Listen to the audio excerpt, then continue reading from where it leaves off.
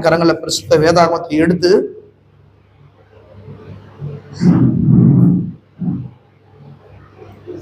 ஒன்று சாமுவேலின் புஸ்தகம் 15ஆம் அதிகாரம்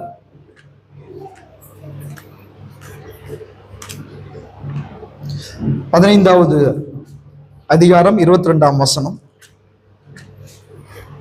அதே போல எபிரேயருக்கு எழுதின நிருபம் 13ஆம் அதிகாரம் 17வது வசனம். 2 பாகங்களை கூட வாசிக்கலாம்.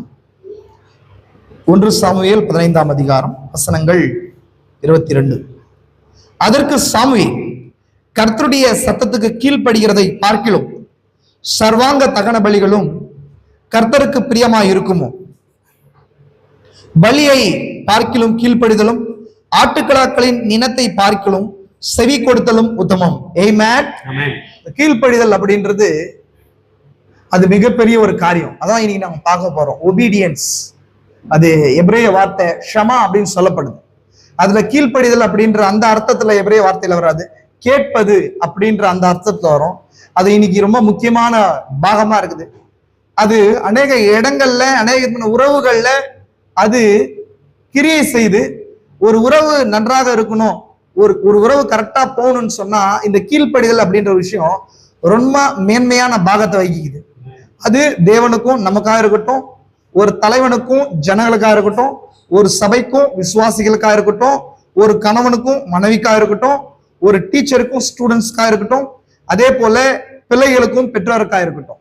இந்த விஷயம் இல்ல, இந்த கீழ்ப்படிதல் இல்லைன்னு சொன்னா அது எல்லாமே ஒரு கயாஸ்குள்ள போயிடும். அப்படின்னா என்னங்க? குழப்பத்துக்குள்ள போயிடும்.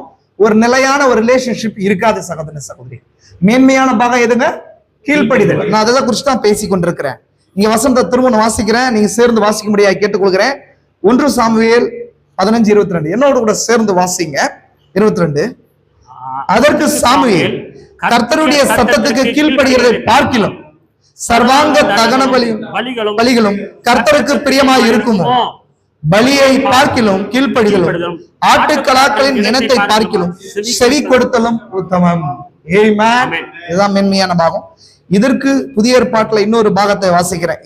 இதோட கூட இணையான பாகம் எபிரேயர் புஸ்தகம் 13வது அதிகாரம், எபிரேயருக்கு எழுதின நிருபம் 13ஆம் அதிகாரம் 17வது வசனம்.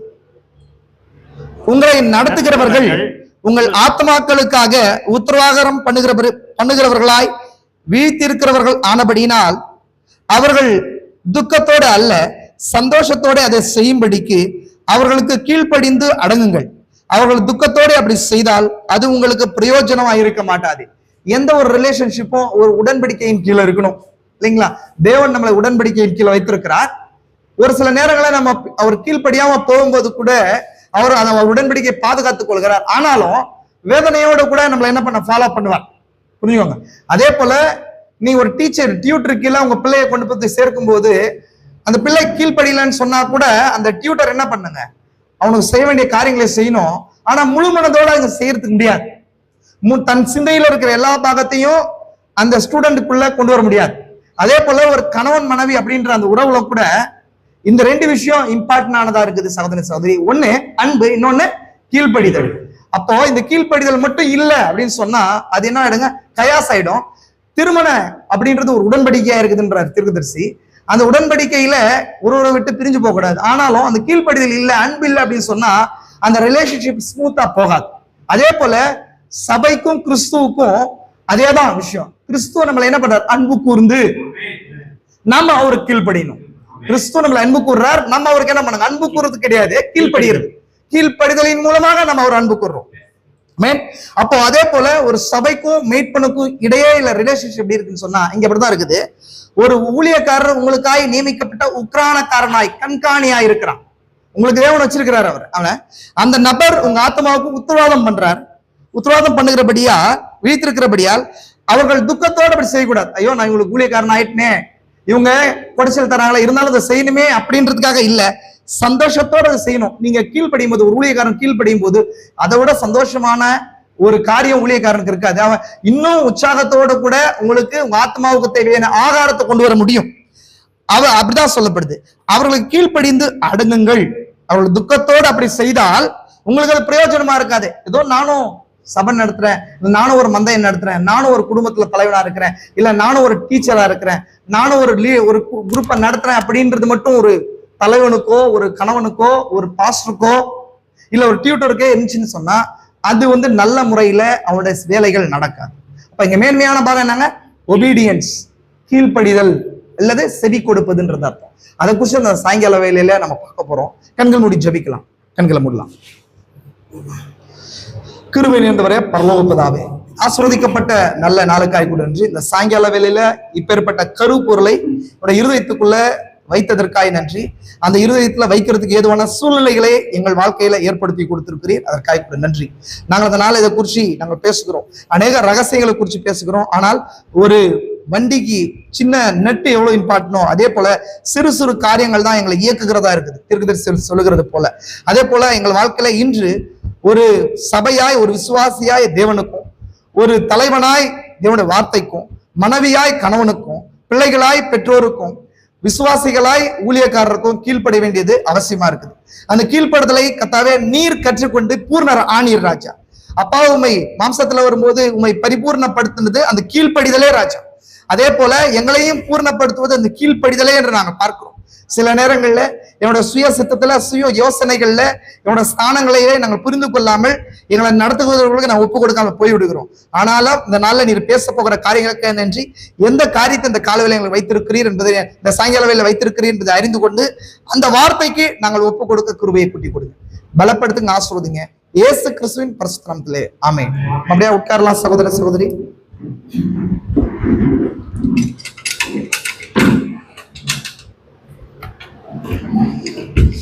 சரி சகோதர சகோதரி, இயேசு கிறிஸ்துவின் பரிசுத்த நாமத்துக்கு மகிமை உண்டாகட்டும். காலையில எத்தனை பேர் வார்த்தையினால் சந்தோஷப்பட்டீங்க? எத்தனை பேர் சந்தோஷப்பட்டீங்க? பவுலை போல ஒரு ஊழியரை நம்ம பெற்றிருக்கிறோம். ஆமென். தீர்க்கதரிசியை பெற்றிருக்கிறோம். அப்பேற்பட்ட ஒரு ஊழியர் தான் பிரதர் மேனம். அவரும் கூட அப்பேற்பட்ட காரியங்களை செய்திருக்கிறார் இல்லைங்களா? எல்லா தீர்க்கதரிசியுடைய வாழ்க்கைகள் நமக்கு முன் உதாரணங்களா இருக்குது. காலையில ஒரு காரியம் சொன்ன எத்தனை பேர் ஞாபகம் இருக்குதுங்க? நீங்க ஒரு விஷயம் உங்களுக்கு தெரியும், நீங்க அந்த வெளிப்பாடை பெற்றிருக்கிறீங்க அப்படின்னு சொன்னா அதுக்கு என்ன உறுதிங்க? ஃபர்ஸ்ட் நீங்க அதை நம்பணும். அதுக்கப்புறம் அது என்னவா இருக்கணும்? உண்மையா இருக்கணும். உண்மையா இருக்கணும்னா அது வார்த்தையில இருக்கணும் இல்லைங்களா? நீங்க நம்பினதுக்கும் அது உண்மையா இருக்கிற அந்த பாத்துக்கு இடையே ஒரு ஜஸ்டிபிகேஷன் இருக்கணும்னு சொன்னா ஞாபகம் இருக்கா? எத்தனை பேருக்கு பிரயோஜனமா இருந்துச்சு? நமக்கு என்ன இல்ல, இங்க கனெக்ஷன் இல்ல. ஜஸ்டிபிகேஷன் எப்படி வரும்? சகோதரர் வெளியே பேசும்போது அது இந்த கனெக்ஷன் எப்படி பிரதர் வரும்னு சொன்னார். அந்த கனெக்ஷன் வர்றதுக்கு வழி சிம்பிள் தான், அதை நம்ம செய்யறது இல்ல. அந்த சிம்பிளான வழி என்ன தெரியுமா? அனுதினமும் தீர்க்கதரிசி செய்தியும் வேதத்தை வாசிக்கும் போதுதான் நமக்கு எல்லா டவுட்ஸ் எல்லாம் போகும். புரியுதுங்களா உங்களுக்கு? அந்த உண்மையையும் நம் நம்புறதும் அங்க கனெக்ட் ஆகும், அந்த இடத்துல தான் கனெக்ட் ஆகும். பாருங்க சகோதரர் ஒரு அருமையான விஷயத்த சொன்னார். காயினுடைய ஆராதனையில என்ன இல்லைங்க? சத்தம் இல்ல. ஆபேலுடைய ஆராதனையில என்ன இருந்துச்சு? சத்தம் இருந்துச்சு இல்லைங்களா? அப்பதான் நம்ம கூட எங்க வாழ்ந்து கொண்டிருக்கிறோம்? சத்தத்தின் நாட்களை வாழ்ந்து கொண்டிருக்கிறோம். எங்க வாழ்ந்து கொண்டிருக்கிறோம்? எகையில ஒரு சத்தத்தின் நாட்கள்ல வாழ்ந்து கொண்டிருக்கிறோம். விசுவாசிக்கிறீங்களா? அந்த மாதிரி நீங்க உங்க கனெக்ஷனை, நீங்க நம்புற நம்பிக்கைக்கும் இருக்கிற உண்மைக்கும் இடையே இருக்கிற அந்த கனெக்ஷனை ஏற்படுத்தணும் அப்படின்னா என்ன பண்ணணும்? நீங்க என்ன பண்ணுங்க? என்ன சொன்ன உங்களுக்கு? அந்த ஜஸ்டிபிகேஷன் வரணும்னு சொன்னா கண்டினியூவா செய்தியும் வேத பாகத்தையும் கண்டினியூ வாட்சினே இருக்கும். உங்க லைஃப்ல ஒரு பார்ட்டா இருக்கணும். அப்படி பார்ட் ஆகும் போதுதான் நீங்க ரியல் லைஃப்ல அப்ளை பண்ணும்போது வஞ்சகத்தினால் வீழ்ந்து போகாம இருப்பீங்க, தவறுக்குள்ள வீழ்ந்து போகாம இருப்பீங்க. புரிஞ்சுங்க உங்களுக்கு? அதை கொஞ்சம் அதை எப்படி எடுத்துவீங்க? அதை எடுத்து விடுவீங்க.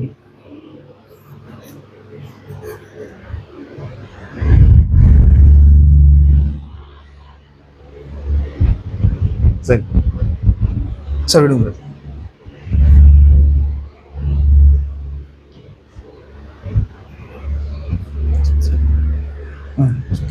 சரி கவனிங்க சகோதர சகோதரி. அப்போ இன்னைக்கு இந்த சாயங்கால வேளையில உங்களுக்கு பேச போற தலைப்பு கொஞ்ச நேரம் ஒரு 1/2 hour மட்டும் நம்ம பார்க்கலாம், செய்தியை பார்க்கலாம். முக்கியமான விஷயம் என்னன்னு சொன்னா வழி நடத்துதலும் கீழ்ப்படிதலும். செய்தியுடைய தலைப்பு என்னங்க? வழி நடத்துதலும் கீழ்ப்படிதலும். லீடர்ஷிப் அண்ட் ஒபீடியன்ஸ், அதுதான் செய்தியுடைய தலைப்பு. லீடர்ஷிப் அண்ட் ஒபீடியன்ஸ், அதுதான் இப்ப ஒபீடியன்ஸ் இதான் இம்பார்ட்டன்ட். சகோதர சகோதரியே நல்லா புரிஞ்சுவாங்க. ஒபீடியன்ஸ், கீழ்ப்படிதல் அப்படின்றது இந்த உலகத்துல மிகப்பெரிய விஷயம், மிகப்பெரிய ஒரு விஷயம். அதுதான் இந்த உலகத்துல மிகவும் தேவனையும் நம்மளையும் பிரிச்ச காரியமே அந்த கீழ்ப்படியாமை என்ற விஷயம் தான். தேவன் நம்ம கிட்ட முக்கியமா அவர் எதிர்பார்க்கிற ஒரே ஒரு காரியம் கீழ்ப்படிதல் தான். புரிஞ்சுங்களா? அவர் தேவன் சிருஷ்டிகரா இருக்கிறார், நம்ம அவருடைய சிருஷ்டிகளா இருக்கிறோம். சிருஷ்டிகளா இருந்தாலுமே கூட நம்மளுடைய ஆத்மா தேவனுடைய பாகமா இருக்குது. நம்ம சரீரம் சிருஷ்டிப்பின் பாகமா இருக்கு. புரிச்சுங்களா? நான் சொல்றது புரியுதுங்களா? நம்ம ஆத்மா தேவனுடைய பாகமா இருக்குது, நம்ம சரீரம் சிருஷ்டிப்பின் பாகமா இருக்குது. இப்ப இங்கதான் பிரச்சனை இருக்குது. தேவன் நம்மகிட்ட என்ன எதிர்பார்க்கிறாருன்னா ஒன்னே ஒண்ணுதான், கீழ்ப்படிதலை எதிர்பார்க்கிறார். எதை எதிர்பார்க்கிறார்? கீழ்ப்படிதலை. அந்த கீழ்ப்படிதல் தான் மனித சமுதாயத்தை தேவனிடத்துல பிரிச்சிடுச்சு. அந்த கீழ்ப்படிதலும் கீழ்ப்படியாமையும் தான், இல்லைங்களா? ஃபர்ஸ்ட் தேவன் ஆதாமோட ஒரு உடன்படிக்கை போட்டார். நல்லா கவனிங்க சகோதர சகோதரியே, இது ஒரு ஸ்ட்ரேஞ்ச் மெசேஜ் கிடையாது. அனுதினமும் எல்லாருமே அவங்க வாழ்க்கையில அப்ளை பண்ண வேண்டிய செய்தி. அதனாலதான் நான் பேசிக் கொண்டிருக்கிறேன். நீங்க வாலிப பிள்ளைகளா நீங்க இருக்கலாம், மனைவிமார்களா இருக்கலாம், கணவன்மார்களா இருக்கலாம், நான் ஊழியக்காரனா எனக்காக இருக்கலாம், எல்லாருக்குமே இது சிறு குழந்தைகளா இருக்கலாம், எல்லாருக்குமான ஒரு செய்தி. இந்த கீழ்ப்படிதல நீங்க அப்படியே உங்க வாழ்க்கையில நீங்க அப்ளை பண்ணி கொள்ளும்படியாய் இயேசு கிறிஸ்துவை கேட்டுக்கொள்கிறேன். இந்த செய்தி ஏதோ அப்படியே கேட்டு போறது கிடையாது. கவனமா, தயவு செஞ்சு கவனமா கேளுங்க. இதான் இம்பார்ட்டன்ட். புரிச்சுங்க உங்களுக்கு? இது ரொம்ப ரொம்ப ஏவுதலோடு கூட இந்த செய்தியை நான் எடுக்கிறேன். நிச்சயமா ஏவுதலோடு கூட எடுக்கிறேன். கவனிங்க. அப்போ புரிஞ்சுங்க சகோதர சகோதரியே, மனுஷனையும் தேவனையும் பிரிச்சது எதுன்னு சொன்னா அது கீழ்ப்படியாமை. அதுதான் ஃபர்ஸ்ட் பிரிச்சது. எது பிரிச்சீங்க? கீழ்ப்படியாமை. கீழ்ப்படியாமை தான் பிரிச்சது. ஏன்னு சொன்னா தேவன் ஆதாமோடு ஒரு உடன்படிக்கை போட்டார். அந்த உடன்படிக்கை எதை அடிப்படையாக கொண்டது அப்படின்னு சொன்னா கீழ்ப்படிதலை அடிப்படையாக கொண்டது. எதை அடிப்படையாக கொண்டது? கீழ்ப்படிதலை அடிப்படையாக. சொல்றது புரியுதுங்களா? கீழ்ப்படிதலை அடிப்படையாக கொண்டது. ஆதாம் தான் முதல் உடன்படிக்கையை போட்டார். அந்த உடன்படிக்கையை மீறினால்தான் தேவன் ஆதாமும் மனித குலமும் தேவனோட்டு என்ன பண்ணிடுச்சீங்க? செப்பரேட் ஆயிடுச்சு. புரிஞ்சுங்களா உங்களுக்கு? அப்போ தேவன் போட்ட அந்த கீழ்ப்படிதல் அப்படின்ற சட்டத்தை ஏவாள் மீறினது இல்லாம ஆதாம மீறினா. புரிஞ்சுக்கலாம் உங்களுக்கு? இதுக்கான இந்த வார்த்தைகள் பிரயோகத்தை நான் பயன்படுத்த விருப்பப்படுறேன். இந்த கீழ்ப்படிதல், கீழ்ப்படியாமை அப்படின்றது, கீழ்ப்படிதல்ன்ற வார்த்தை வேதாகமத்துல பல வழிகள்ல இருக்கு. தயவு செஞ்சு கவனிங்க. இது எழுதுறத காட்டிலும் கேட்டா நல்லா இருக்கும்னு நினைக்கிறேன். தயவு செஞ்சு கேளுங்க. எழுதுற காரியத்தை எழுதுங்கன்னு சொல்றேன். இது நீங்க கவனிங்க, ஆத்மால கவனிங்க, நல்லா கவனிங்க. அந்த கீழ்ப்படிதல் அப்படின்ற வார்த்தை வேதாகமத்துல கீழ்ப்படிதல்ன்றது மட்டும் வராது, செவி கொடுப்பது, தன்னை சரண்டர் பண்ணுவது, ஒப்பு கொடுப்பது அப்படின்ற அர்த்தங்கள்ல வருது. அது பழைய எபிரேய வார்த்தையில ஷமா அப்படின்ற வார்த்தையில உபயோகப்படுத்தப்படுது. இப்போ பழைய ஏற்பாட்டுல தேவன் மோசே கிட்ட சொல்லும் போது உபாகமம் 6:4 சொல்லுது. என்ன சொல்லுது? இஸ்ரவேலுக்கே தேவனாகிய கர்த்தர் உங்ககிட்ட பேசுறேன், ஒருவரே கர்த்தர். அப்ப இந்த இடத்துல இஸ்ரவேலை கேள் என்றார்ல, அந்த கேள் என்ற வார்த்தை, அந்த கேள் என்றது கிடையாது, கீழ்ப்படி அப்படின்றது அர்த்தம். கேள் என்ற வார்த்தைக்கான ரியலான மீனிங் ஷமா அப்படின்னு சொல்லப்படுது. அப்ப என்ன அர்த்தம்? நான் காலையில உங்களுக்கு சொன்னேன், வார்த்தையை கேட்பது அப்படின்னா என்ன அர்த்தம்னு சொன்னா கீழ்ப்படிவதுன்னு அர்த்தம், இல்லைங்களா? இப்ப இந்த கீழ்ப்படிதல ஏன் தேவன் நமக்கு வச்சாருன்னு சொன்னா இன்னொரு காரியத்தை உங்களுக்கு சொல்றேன்.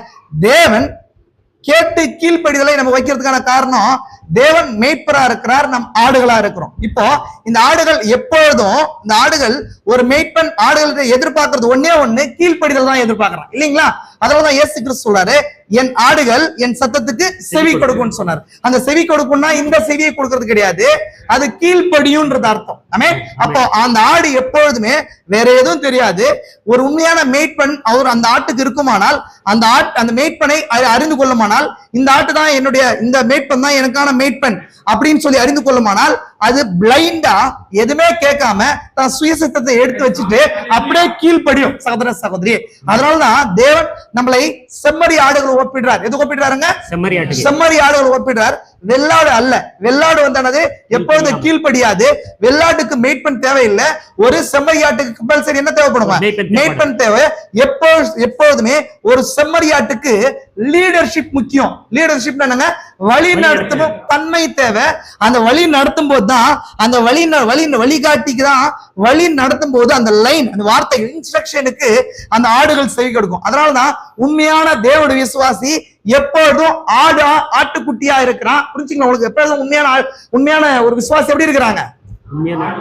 ஆடாவோ ஆட்டுக்குட்டியாவோ இருக்கிறான். இப்ப பாருங்க, நமக்கு இருந்ததுல இயேசு கிறிஸ்து கூட தன்னை வெள்ளாடா பூமியில வரும்போது போற்றே பண்ணல. இப்படி போற்றே பண்ணார். அவர் ஒரு வகையில வெள்ளாடுதான், அவரு போக்காடு பலியாடு அப்படின்ற வகையில பாவ நிவர்த்திக்காக அடிக்கப்படும் போது வருகையின் காலத்துல அவர் வெள்ளாடுதான். ஆனா பலி இடும்போது, பலிக்காக வரும்போது அவர் செம்மறியாடா இருக்கிறார். ஏன்னா அப்ப அதனாலதான் இதே உலகம், ஏன்னா ஏன் அவர் தன்னை செம்மறி ஆட்டுக்கு பூமியில இருக்கிற தேவன் அவரை எதுக்கு ஏன் செம்மறி ஆட்டோடு கூட ஒப்பிடுறாருன்னு சொன்னா, செம்மறியாடு சுய சித்தத்தை அறியாமல் தன்னோட மேற்பனுடைய சித்தத்துக்கு தன்னை ஒப்பு கொடுத்து மெய்ப்பனுக்கு அது கீழ்ப்படுகிறதா இருக்கிறது. ஏன்னா விசுவாசிக்கிறீங்களா சகோதர சகோதரியே, புரிஞ்சுக்கோ சகோதர சகோதரியே, இந்த கீழ்ப்படிதல் தான் நம்மளை உடன்படிக்கையின் கீழாக வைக்கிறதுன்றார் தீர்க்கதரிசி. எப்பொழுதுமே புரிஞ்சுக்கோ சகோதர சகோதரியே, தேவன் நம்மளோட ஒரு மனுஷனோட கூட எப்பொழுதுமே ஒரு உடன்படிக்கை, ஒரு அக்ரிமெண்ட் ஏற்படுத்துறார். பூமியில இருக்கிற ஒரு ரிலேஷன்ஷிப்பும் ஒரு அக்ரிமெண்ட் கீழே தான் இருக்கு. நான் சொல்றது, ஒரு ஸ்கூலுக்கு நீங்க போய் சேர்த்துறீங்கன்னு வச்சுக்கோங்களேன், அந்த ஸ்கூல்ல தான் தோன்றித்தனமா சேர்த்துறது கிடையாது. நீங்க அட்மிஷன் ஒரு விஷயம் போடுறீங்க, அந்த அட்மிஷன்ல சைன் பண்ணும்போது ஒரு சில இன்ஸ்ட்ரக்ஷன் இருக்குது இல்லைங்களா, இருக்குதா இல்லையா? அந்த இன்ஸ்ட்ரக்ஷன் தான் நீங்க உங்க பிள்ளைகளையும் அந்த ஸ்கூலையும் என்னங்க ஒரு அக்ரிமெண்ட் சைன் பண்றீங்க. அந்த அக்ரிமெண்ட்ல என்ன இருக்குன்னு சொன்னா, இந்த எல்லா கட்டுப்பாடுகளுக்கும் நான் உட்பட்டு கீழ்படுகிறேன். அப்ப கீழ்படியும் போது அந்த ஸ்கூல் அந்த குழந்தைக்கு கொடுக்க வேண்டிய இன்ஸ்ட்ரக்ஷன், நாலேஜ், மற்ற விஷயங்கள், இந்த உலகத்தை குறிச்சதான சிந்தனைகள் எல்லாத்தையும் அது கொடுக்கும். அதை நம்ம மீறும் போது அது கொடுக்கக்கூடிய எல்லா காரியத்தையும் கொடுக்க முடியாது. ஒருவேளை அது கொடுத்தாலுமே கூட நம்ம கீழ்படியாமையினால அது பெற்றுக்கொள்ள முடியாது. விசுவாசிக்கிறீங்களா? நான் சொன்னேன், எப்பொழுதுமே கீழ்ப்படிதல் உடன்படிக்கையை சார்ந்ததா இருக்குது எப்பொழுதுமே. விசுவாசிக்கிறீங்களா? அப்ப பூமியில இருக்கிற எல்லா உறவு முறைகளும் எதை சார்ந்து இருக்குது? உடன்படிக்கை. எதை சார்ந்து இருக்குது? நான் சொல்றது புரியுதா? பூமியில இருக்கிற, நான் இப்ப நல்லா சொல்றேன் பாருங்களேன், ஒரு பூமியில இருக்கிற உன்னதமான ஒரு உறவு எதுன்னு சொன்னா கணவன் மனைவி பிள்ளைகள், ஒரு குடும்ப உறவு. அப்ப அந்த குடும்ப உறவே உடன்படிக்கையின் கீழாக இருக்குது இல்லைங்களா? நம்ம பாக்குறோமா இல்லையா? நம்ம பாக்குறோமா? எங்க இருக்குது? இதுல மல்கியால சொல்றது உன் உடன்படிக்கையின் மனைவிக்குன்னு சொல்லப்படுது. அப்போ ஒரு கணவன் மனைவியின் போது திருமணத்துல மரணமே அல்லாம நம்மளை பிரிக்க முடியாதுன்ற வார்த்தை கொடுக்குறோம். அப்போ அந்த உடன்படிக்கை, அப்ப அந்த உடன்படிக்கை கொடுக்கும் போது என்ன உடன்படிக்கை கொடுக்குறோம்? வாழ்விலும் தாழ்விலும், இன்பத்திலும் துன்பத்திலும், சுகத்திலும் துக்கத்திலும் உன் ஒருவனுக்கே உன் ஒருவனுக்கேன்னு சொல்லி வாக்க பரிசுத்தவான்களுக்கும் பரிசுத்த தூதர்களுக்கும் தேவனுக்கு முன்பாக உடன்படிக்கை போடுறோம். அந்த உடன்படிக்கை அடிப்படையில ஒரு கணவன் என்ன பண்ணணும்னு சொன்னா குடும்பத்தையும் பிள்ளைகளும் பேணி காக்க வேண்டியவனா இருக்கிறான். அதே போல மனைவி என்ன பண்ணும்? தன் கணவனையே தன்னுடைய தலையா ஏற்றுக்கொண்டு கீழ்ப்படைய வேண்டியது அவசியமா இருக்குது. இனிமேல் கணவனுடைய ஆசைகள், கணவனுடைய திட்டங்கள், கணவனுடைய இண்டிவிஜுவல் பிளான்ஸ், ஆசைகள் எல்லாமே எதை சார்ந்து இருக்கணும்னு சொன்னா குடும்பத்தை சார்ந்து இருக்கணும். அதே போல மனைவியும் கூட தன்னுடைய தாட்ஸ், சிந்தனைகள், யோசனைகள்லாம் குடும்ப தலைவனுடைய சிந்தனைக்கு உட்படதா இருக்கும். இதுதான் குடும்ப உறவுல இருக்கிற அந்த உடன்படிக்கையினுடைய சாராம்சமா இருக்குது. விசுவாசிக்கிறீங்களா? அதே போல தேவன் பூமியில ஒரு மனுஷனோட முதல் உடன்படிக்கை போடுறார். புரிஞ்சுக்கலாம் உங்களுக்கு? தேவன் நல்லா புரிஞ்சுக்கோங்க, பூமியில எல்லா சிருஷ்டிகளும் சிருஷ்டித்துட்டு எல்லா சிருஷ்டிகளோடு உடன்படிக்கை போட கிடையாது. போட்டாரா? இல்ல. மனுஷனோடு கூட தேவன் உடன்படிக்கை போடுறார். அப்ப மனுஷனுக்கு ஒரு விஷயத்தை அவர் கொடுக்கணும்னு எதிர்பார்க்கிறார். பூமியில சிருஷ்டித்துட்டு தன் சாயலின்படி, தன் ரூபத்தின்படி தன்னிலிருந்து ஒரு பாகத்தை பூமியில சிருஷ்டிப்போட கூட இணைக்கிறார். எதோட கூட இணைக்கிறார்? சிருஷ்டிகர் தனக்குள்ள இருக்கிற பாகத்தை எடுத்து வந்து சிருஷ்டிப்போட இணைச்சி அதுக்கு ஒரு உடன்படிக்கையை போடுறார். அப்போ தன்னுடைய பாகத்தோடு தான் உடன்படிக்கை நடக்குது. விசுவாசிக்கிறீங்களா? அதே போலதான் ஒரு கணவன் மனைவி உறவுகளும் கூட மனைவியானவள் கணவனுடைய ஒரு பாகமா இருக்கிறாள். தீர்க்கதரிசி சொல்றாரு, நீங்கள் உங்க சுவாபம் அல்லாத ஒன்றை உங்களால் என்ன பண்ண முடியாது? நேசிக்க முடியாது. சொல்றாரா இல்லையா? உங்கள் சுவாபம் அல்லாத தேவன் நம்மளை எப்படி நேசிக்கிறார்? தேவனுடைய நேசம், தேவனுடைய அன்பு தெரிந்து கொள்ளுதலே அடிப்படையா இருக்குது. எத்தனை பேர் வாசிச்சிருக்கீங்க நோட்ஸ்? அப்போ தேவன் எப்படி அன்பு கூறுறாருன்னு சொன்னா, இந்த ஸ்தாபனம் சொல்ற மாதிரி உலக ரீதியா எல்லாரும் தேவன் அன்பு கூறுறாரு அப்படி கிடையாது. நீங்களே கூட எடுத்துக்கோங்களேன், உங்க சுவாபம் அல்லாததை உங்களால நேசிக்க முடியுமா? உங்களுக்கு பிடிக்காத ஒரு விஷயத்தை நேசிக்க முடியுமா? உங்க மனைவியா இருக்கட்டும், உங்க கணவனா இருக்கட்டும், நீங்க ஏதோ ஒரு காரியத்தை நல்லதோ கெட்டதோ நீங்களா பார்த்து விரும்பிதான் அதை என்ன பண்ணீங்க? நீங்க செலக்ட் பண்ணீங்க, தெரிந்து கொண்டீங்க. அப்போ உங்களுக்குள்ள இருக்கிற நன்மையோ தீமையோ ஏதோ ஒரு பாகத்தின் செயல் தான் என்னவா இருக்குதுங்க? கணவனோ மனைவியோ பிள்ளைகளோ சபையோ பாஸ்டரோ, இப்ப நீங்க என்ன தெரிந்து கொண்டிருக்கிறீங்க ஊழியக்காரனா, உங்களுக்குள்ள இருக்கிற ஏதோ தாகத்தின் வெளிப்பாடு தான், உங்களோட விருப்பத்தின் வெளிப்பாடு தான் நானு, என்னோட விருப்பத்தின் வெளிப்பாடு நீங்க. புரிஞ்சுங்களா? ஒரு ஸ்கூலுக்கு ஒரு குழந்தைய சேர்க்கிறேன்னு சொன்னா கணவன் ஒரு பெற்றோருக்கு இருதயத்துல ஒரு விருப்பம் இருக்கும், என் பிள்ளைகள் இப்படி வரணும்னு சொல்லி. அந்த விருப்பத்துக்கு ஏற்ற விதத்துல அந்த ஸ்கூல், அந்த இன்ஸ்டிடியூட் இருந்துச்சுன்னு சொன்னா அதுல அவங்க சேர்ப்பாங்க. புரிஞ்சுங்களா உங்களுக்கு? அதே போல தேவனும் கூட தான் சாயல்ல இருக்கிற இந்த சிருஷ்டிகளை மனவாட்டின் பாகத்தோடு கூட பூமியில பார்க்கும்போது அவங்களோடு கூட தேவன் என்ன பண்றார்? ஃபர்ஸ்ட் ஒரு உடன்படிக்கையை ஏற்படுத்துறார். அப்போ அந்த உடன்படிக்கையின் நிபந்தனை ஒண்ணே கீழ்ப்படிதல். புரிஞ்சுங்களா உங்களுக்கு? நான் சொல்றது புரியுதா? அப்ப கீழ்ப்படிதல் அப்படின்றதா. இப்போ அடுத்த விஷயத்துக்குள்ள போலாமா? எத்தனை பேர் ஆவலா இருக்கிறீங்க? எத்தனை பேர் ஆவலா இருக்கிறீங்க? இந்த உலகத்துல மிகப்பெரிய விஷயம், நம்ம பாதிக்கப்படுற விஷயம் எது? கீழ்ப்படிதல்ன்றதான் பாதிக்கிற விஷயம். புரிஞ்சுங்களா உங்களுக்கு? இன்னொரு விஷயத்த சொல்றேன் உங்களுக்கு. கீழ்ப்படிதல் அப்படின்ற விஷயம் எப்பவுமே ஒரு மனுஷனை சார்க்கும் போது சரீரத்தை அடிப்படையாக கொண்டுதான் இருக்குது. கீழ்ப்படிதல் எப்பொழுதும் எதை அடிப்படையாக கொண்டிருக்குது? சரீரத்தை அடிப்படையாக இருக்குது. பாடியை அடிப்படையாக கொண்டது. நல்லா பாருங்களேன், இந்த பாடி இயங்கணும்னு சொன்னா இந்த தலையுடைய ஹெட்ஷிப்புக்கு அது கீழ்ப்படியும் போதுதான் இது இயங்கும். உங்களுக்கு அப்போ இந்த சரீரம் போது அதை சபையை குறிக்கும். சரீரம் ஒரு கணவன் மனைவி உறவுல அந்த சரீரம்ன்றது மனைவியை குறிக்கும். எத்தனை பேர் நம்புறீங்க நான் சொல்றது? அப்போ இந்த பூமியில ஒரு ஆண் அப்படின்றவன் அன்பு கூறுவதற்காகவே வைக்கப்பட்டிருக்கிறான். ஒரு பெண் அல்லது ஒரு சபையின் போது அது கீழ்ப்படிதலுக்காக வைக்கப்பட்டிருக்குது. எத்தனை பேர் விசுவாசிக்கிறீங்க? நான் சொல்றது புரியுதுங்களா உங்களுக்கு? ரிப்பீட்டா திரும்ப நான் சொல்றேன், புரிஞ்சுக்கோங்க. அப்போ இந்த கீழ்ப்படிதல் அப்படின்ற வார்த்தை எப்பொழுதுமே சரீரம் பாடியை அடிப்படையாக கொண்டது, தலையை அடிப்படையாக கொண்டது அல்ல, இல்லைங்களா? தலை அது லீடர்ஷிப்பை கொண்டதா இருக்குது. பாடி அது கீழ்ப்படிதலையும் அது ஏற்று தலையுடைய எல்லா இன்ஸ்ட்ரக்ஷனையும் ஃபாலோ பண்ண வேண்டியதா இருக்குது. விசுவாசிக்கிறீங்களா? அப்ப அப்படி இருக்கும்போது தலையோடு கூட இணைக்கப்பட்ட சரீரம் எப்பொழுதும் தலைக்கேற்ற விதத்துலதான் கிரியைகளை நடப்பிக்கும். அந்த அடிப்படையில தேவனுடைய பாகமா இருக்கிற சபை, அந்த சபை அதுதான் பாடியா இருக்கு. கரெக்டுங்களா? நம்ம கிறிஸ்துவின் சரீரமாயும் அவயங்களாயும் இருக்கிறோம். அப்போ கிறிஸ்துவின் சரீரத்துல நம்ம எப்படி வந்திருக்கிறோம்? எத்தனை விசுவாசிக்கிறீங்க? எப்படி வந்திருக்கோம் தெரியுமா? நம்ம இந்த புத்தகத்துல பேர் பதிவு செய்யறதுனாலயா, ஏதோ ECFல வந்து சேர்ந்ததுனாலயா, இல்ல நீங்க ஸ்தாபனத்துல இருந்து என்டை மெசேஜ் வந்ததுனாலயா, தண்ணீர் ஞானஸ்தானத்தின் மூலமா அப்படின்னு பார்த்தா அப்படி கிடையாது. நீங்க பரிசுத்தாவின் அபிஷேகத்தினால கிறிஸ்துவின் சரீரத்துல மறுபடியும் பிறத்தல் என்ற அடிப்படையில தான் கிறிஸ்துவின் சரீரத்துக்கு வந்திருக்கிறீங்க. விசுவாசிக்கிறீங்களா? அப்ப நீங்க கிறிஸ்துவின் சரீரத்துல எப்படி வந்திருக்கிறீங்க? அப்ப நீ கிறிஸ்துவின் சரீரத்துல பாகமா மாறிட்டீங்க சொன்னா கீழ்ப்படுதல் அப்படின்றது உங்களுக்கு இன்றியமையாத காரியமா. அது உங்களுக்கு நீங்க ஒரு உடன்படிக்கையின் கீழே வந்திருக்கிறீங்க. அப்போ தலையுடைய இன்ஸ்ட்ரக்ஷனை நம்ம ஃபாலோ பண்ண வேண்டியது என்னவா இருக்குது? அவசியமா இருக்குது. விசுவாசிக்கிறீங்களா? இப்ப பாருங்க, இந்த ஆர்டரை நான் சொல்றேன். ஒரு புருஷனுக்கும் ஒரு ஸ்திரீக்கும் யார் தலை? புருஷன் தலை. புருஷனுக்கு யார் தலை? தேவனுக்கு யார் தலை? கிறிஸ்து தலை. கிறிஸ்துவுக்கு யார் தலை? அதனாலதான் மாம்சத்துல இயேசு மாம்சத்துல வரும்போது அவர் தன்னுடைய பிதாவானவருக்கு எல்லா விதத்திலையும் கீழ்ப்படிந்திருந்தார்.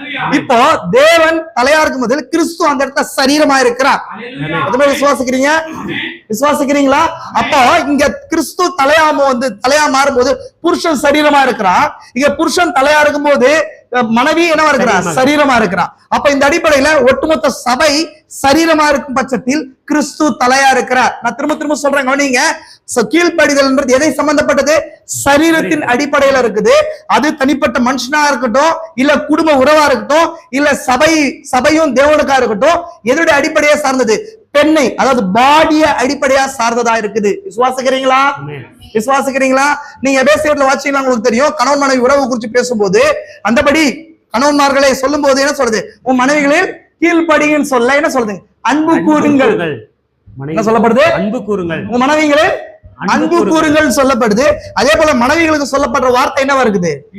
உன் கணவன் எல்லா விதத்திலும் என்ன பண்ணுங்க? கீழ்ப்படிங்க. அப்போ சபை இடத்துல தேவன் எதிர்பார்க்கறது என்னன்னு சொன்னா ஒரு கீழ்ப்படிதல். சபைக்கு தேவன் என்ன தராரு? அன்பு. அப்ப தேவன் அன்பை எப்படி காட்டுறாரு அப்படின்னு சொன்னா தன்னுடைய அதிகார பகிர்வை கொடுப்பதன் மூலமா தேவன் தன்மை அன்பை வெளிப்படுத்துறார். தனக்குள்ள என்ன பாகமோ அந்த பாகத்தை தான் என்னவா இருக்கிறனோ அந்த பாகத்தை தன் மனைவிக்கு சபைக்கு அவர் கொடுக்கறதன் மூலமா அவர் அன்பை வெளிப்படுத்துறார்.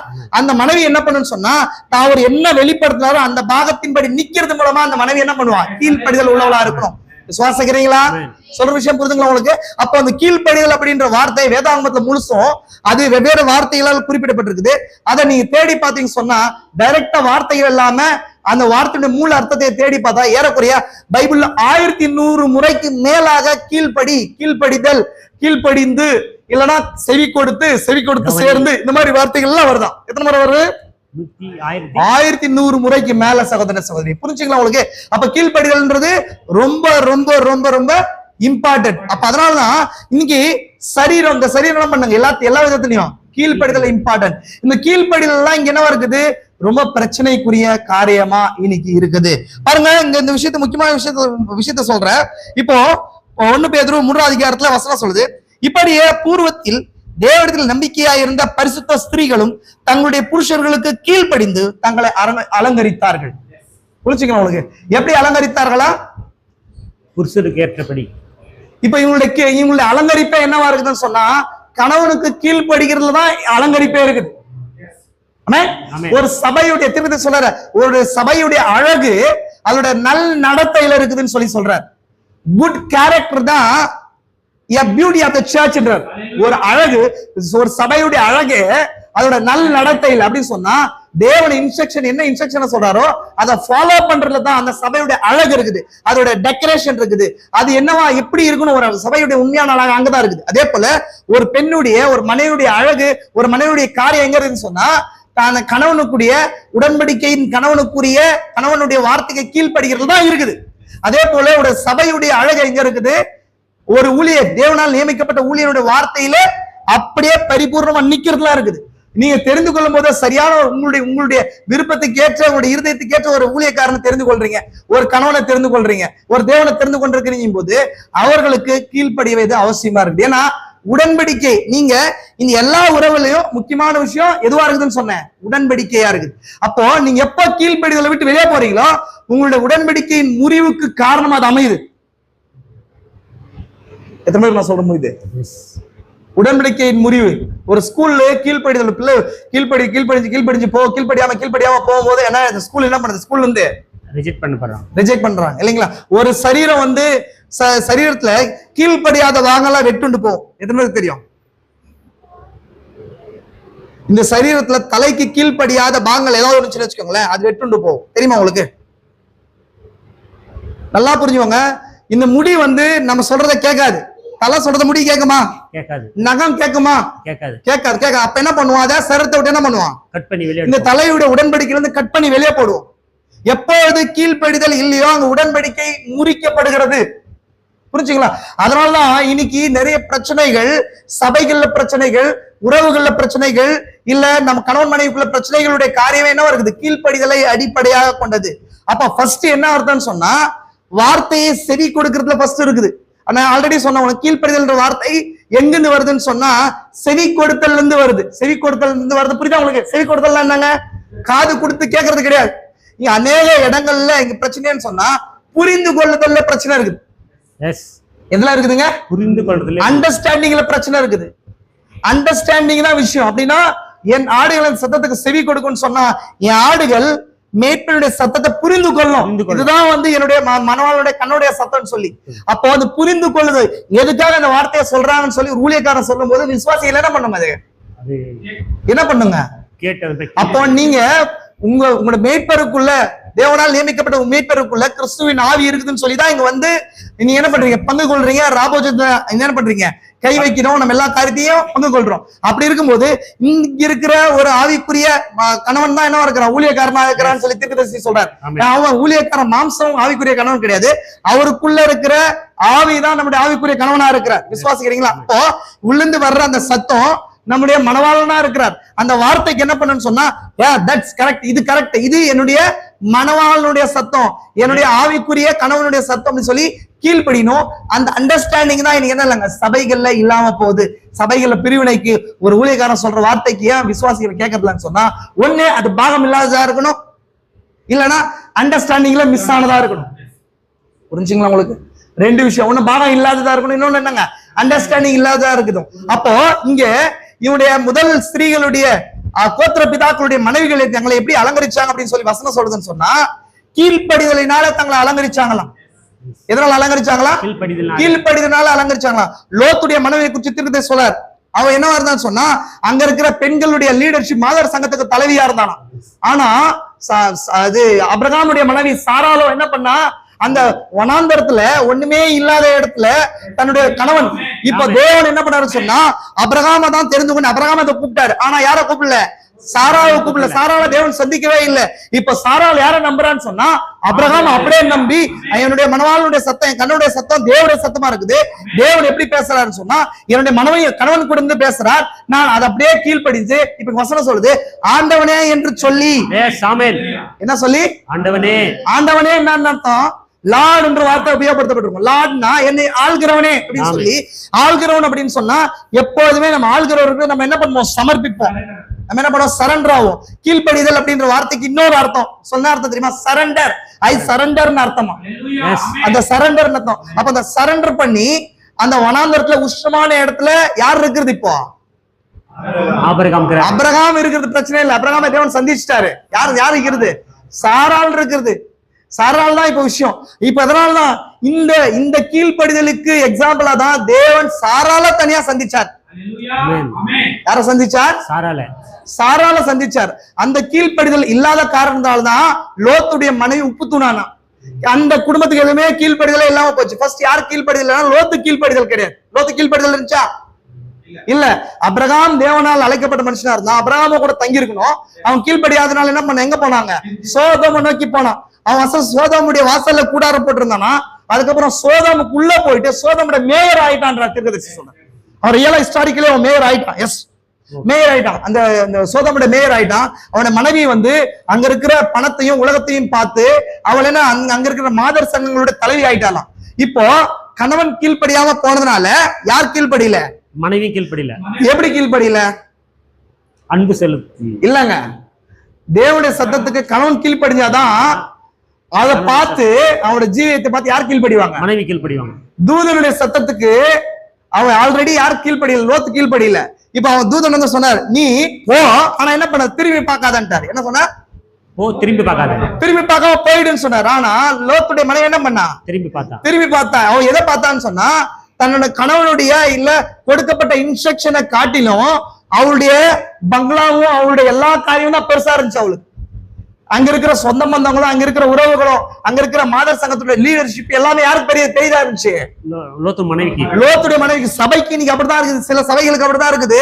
தேவனுடைய வார்த்தையை காட்டிலும் தேவன் வார்த்தை சொல்லுது, அது அவிசுவாசத்தை விட்டு பிரிஞ்சு வா, என் ஜனங்களை அவளுக்கு நேரிடுகிற வாதையை உங்களுக்கு நேரிடாமல் இருப்பதுக்கு அவளோட பிரிஞ்சு வா அப்படின்னு சொல்ற அந்த வார்த்தைக்கு செவி கொடுக்காம இன்னும் உலகத்தின் காரியங்களை வைத்துக் கொண்டு தன்னோட சுய இச்சைக்கேற்ற போதகர்களை திரளாய் சேர்த்து கொண்டு கட்டுக்கதைகளுக்கு செவி கொடுத்து சத்தியத்தை விட்டு விலகி போகும் காலம் வரும்.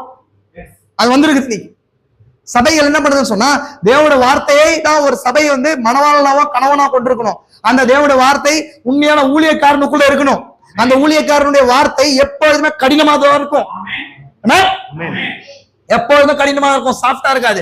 அவன் தன்னுடைய அன்பை காண்பிக்கிற விதமே வெளிப்பாட்டின் மூலமாவோ உங்களை அன்பு திருத்துகிறதா இருக்குதுன்னு தீர்க்கதரிசி சொல்றார்.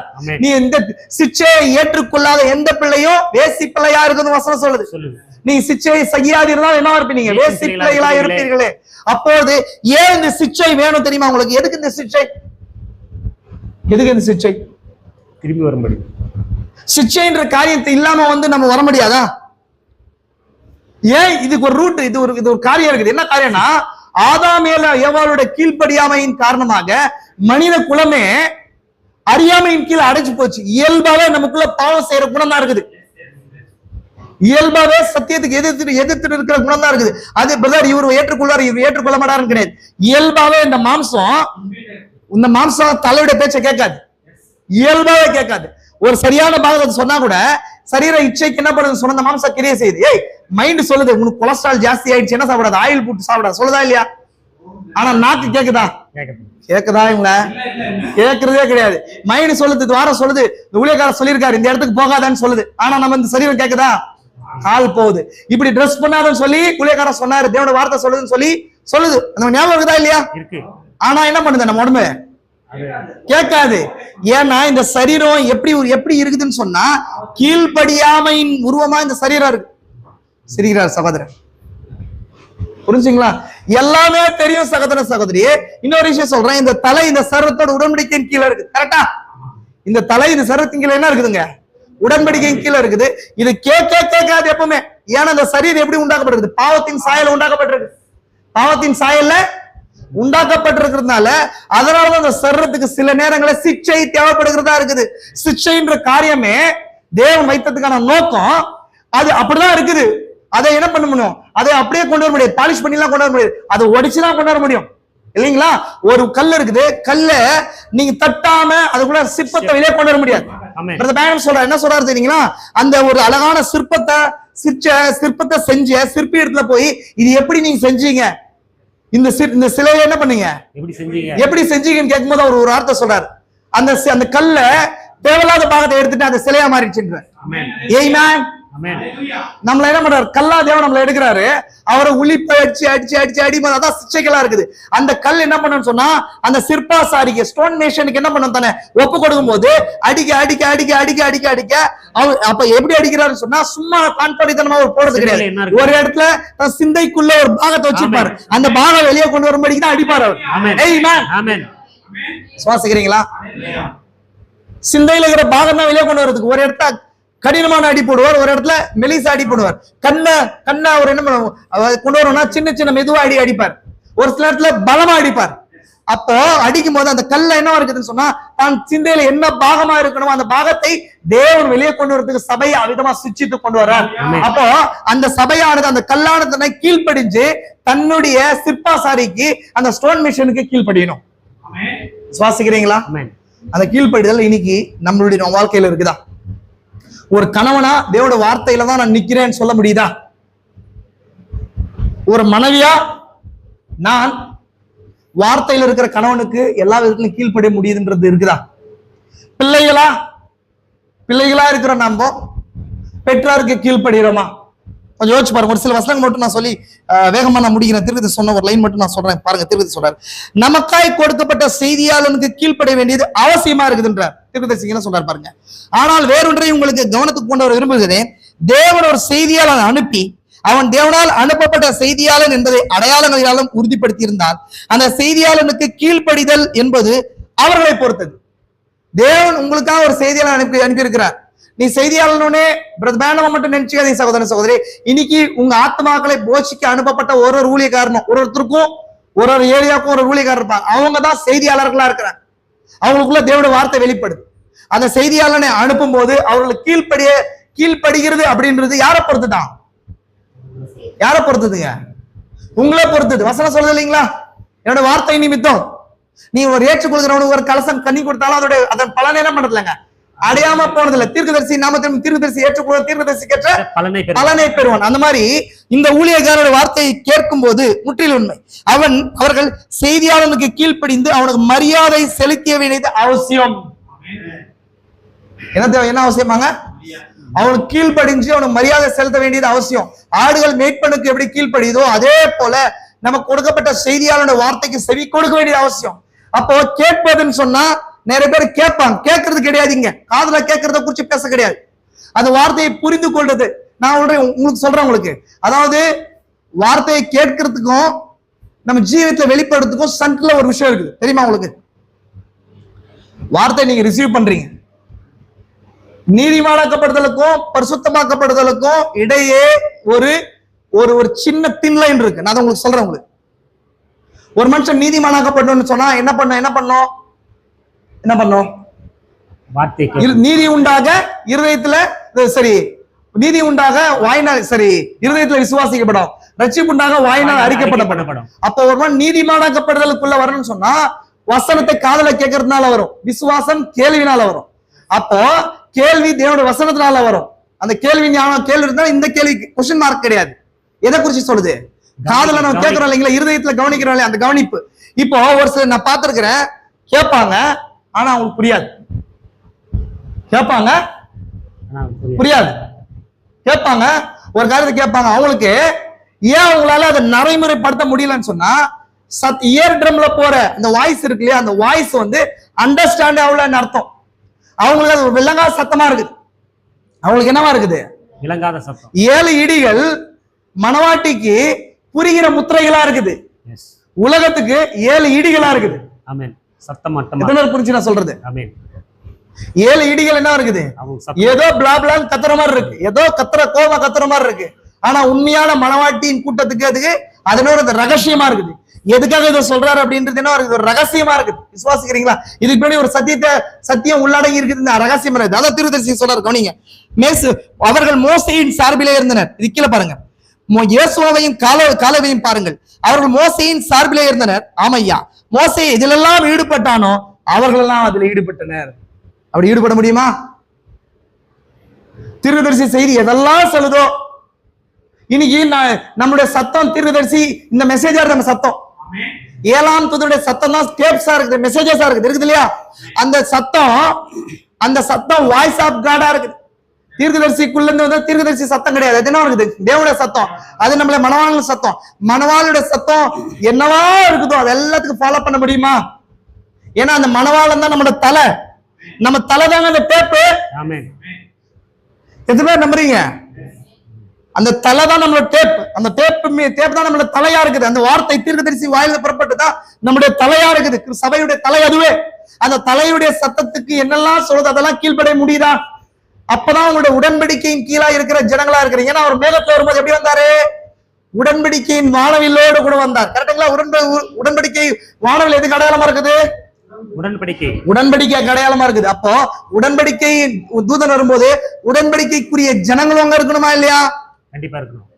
உடன்படிக்கை இதன் அடிப்படையில காணப்படுகிறதுன்னு சொன்ன நானு. அதாவது முன்னாடி ஒன்று சொன்னா அப்படியே பின்னாடி மறந்துனே வரீங்க, அப்படியே ஃபாலோ பண்ணிட்டே வரீங்க. உடன்படிக்கையே கீழ்ப்படிதலை அடிப்படையாக கொண்டதுன்னு சொன்னா இல்லையா? ஒரு உடன்படிக்கை எதன் அடிப்படையில கொண்டதுங்க? கீழ்ப்படிதல் மட்டும்தான் அடிப்படையாக கொண்டது. உடன்படிக்கையின் தூதன் வந்தாருன்னா ஒரு நம்மகிட்ட என்ன எதிர்பார்க்கிறாருன்னு சொன்னேன்? கீழ்ப்படிதல். ஆதாமோட தேவன் உடன்படிக்கை போட்டார்ல, என்ன எதிர்பார்த்தார்? மோசேயோட தேவன் உடன்படிக்கை போட்டார் இல்லையா ஜனங்களோட? என்ன உடன்படிக்கை போட்டார் தெரியுமா உங்களுக்கு? ஆட்டுக்குட்டியின் ரத்தத்தை பூசுன்ற உடன்படிக்கை போட்டார் இல்லைங்களா? நீ அடையாளம் இடுன்ற அந்த அந்த காரியத்தை போட்டார். கரெக்டுங்களா? திருது சொல்லார் அடையாளத்தை கொண்டு வருன்ற.